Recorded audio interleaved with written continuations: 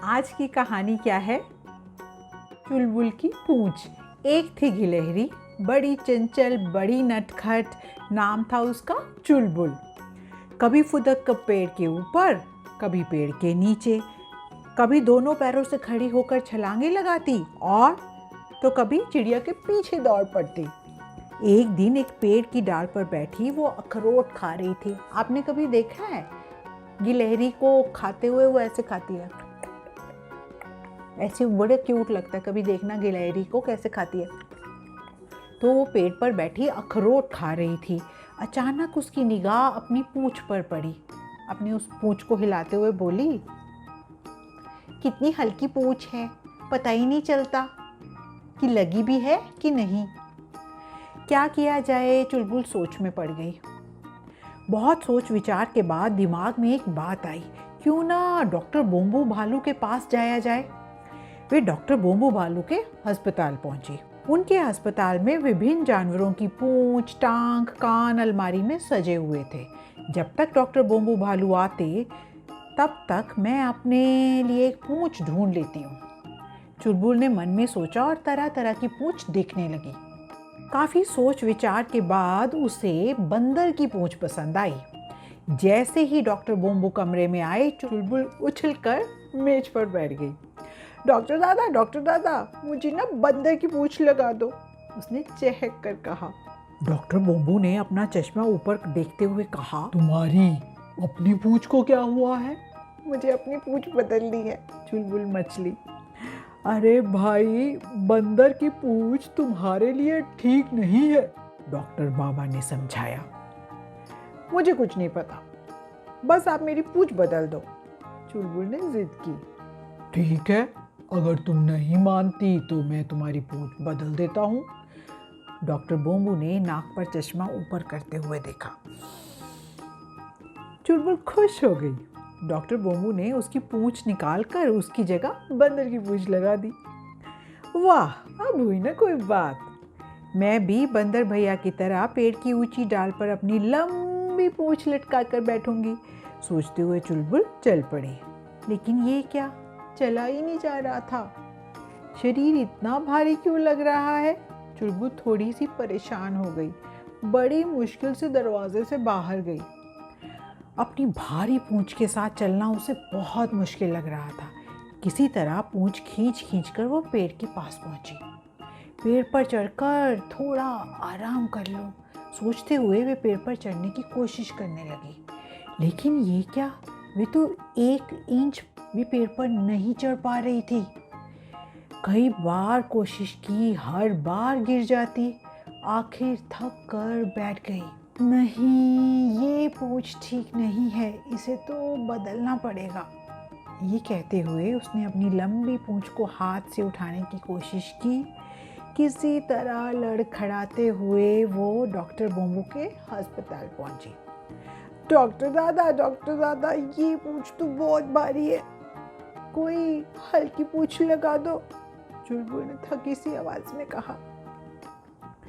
मैंने तुम्हें पहले ही मना किया था, डॉक्टर बोम्बू कुछ गुस्से से बोले। गलती हो गई डॉक्टर दादा, आप मुझे ना बिल्ली की पूंछ लगा दो, चुलबुल ने अपनी गलती मानते हुए सलाह दी। डॉक्टर बोम्बू ने बंदर की पूंछ हटाकर बिल्ली की पूंछ लगा दी।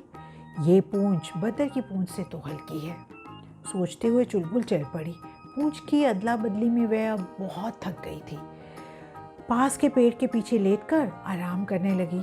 थकी हुई थी इसलिए उसे तुरंत नींद आ गई। अचानक जोर से आवाज हुई, उसकी नींद टूट गई। अरे बाप रे, एक बड़ा सा कुत्ता उसके सामने खड़ा भौं भौं भौं कर रहा था। उसे बिल्ली समझकर वो उसकी तरफ दौड़ा चला आ रहा था। चुलबुल भागी आगे आगे और कुत्ता पीछे पीछे। ओफ, इस पूंछ के साथ तो मैं भाग भी नहीं पा रही हूँ। मेरी अपनी पूंछ कितनी हल्की थी, मैं कितने आराम से भाग सकती थी। चुलबुल अपनी गलती पर पछताने लगी।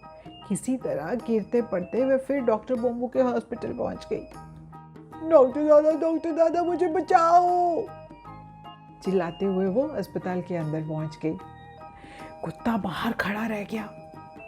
भौं भौं भौं की आवाज आ रही थी। अब क्या हुआ? ये कुत्ता मेरे पीछे पड़ा हुआ है। मुझे किसी की पूंछ नहीं चाहिए, आप बस मेरी पूंछ मुझे वापस लगा दो, चुलबुल ने जोर से सिर हिलाते हुए कहा। अब तुम्हें समझ आया? डॉक्टर बोबू मुस्कुराए।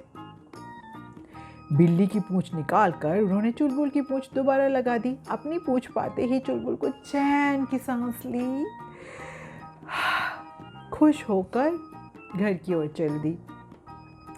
अब उसे कोई परेशानी नहीं थी। उसके होठों पर एक गीत था, अपनी पूंछ है सबसे प्यारी। क्या गीत था? अपनी पूंछ है सबसे प्यारी, हल्की फुल्की न्यारी न्यारी, उछल कूद कर दौड़ लगाती, लगती नहीं ये मुझको भारी। पोएम याद करोगे आप? अपनी पूंछ है सबसे प्यारी, हल्की फुल्की न्यारी न्यारी, उछल कूद कर दौड़ लगाती, लगती नहीं ये मुझको भारी। इतने में अकल आ गई कि जो खुद के पास है वही अनमोल है। बिना वजह दूसरों की चीज़ें देखकर ये सोचना कि उसके जैसी नाक हो, इसकी जैसी आंखें हों, ये हो वो हो, हम हमेशा अपने ही शरीर का धन्यवाद करना भूल जाते हैं। क्यों? क्योंकि हमें लगता है ये तो बेचारा ऐसे ही है।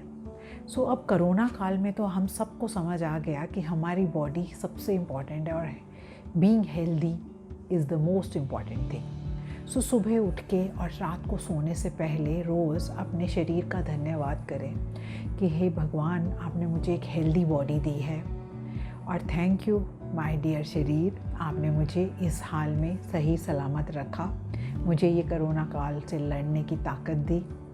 तो हर समय अपने आप को कोसते रहने से अच्छा है कि जो हमारे पास है वही खास है, उसी को समझें, उसी की इज्जत करें, उसको सम्मान दें और उसका खूब सारा ध्यान रखें। अपने आप को उतना ही प्यार दें जितना आप सोचते हैं कि आपसे लोग प्यार करें। अगर मैं खुद को, अपने आप को ठीक रखूँगी तभी मैं दूसरों को ठीक रख पाऊँगी। इसलिए आज से, अभी से अपने आप को हेल्दी रखना, अपनी इम्यूनिटी स्ट्रॉन्ग करना, तभी हमें हिम्मत आएगी कि हम इन लड़ाइयों का डट के सामना कर सकें। देखते रहिए, कहानियाँ लेकर आती रहूँगी। आपकी दोस्त इंदु पुंज साइनिंग ऑफ।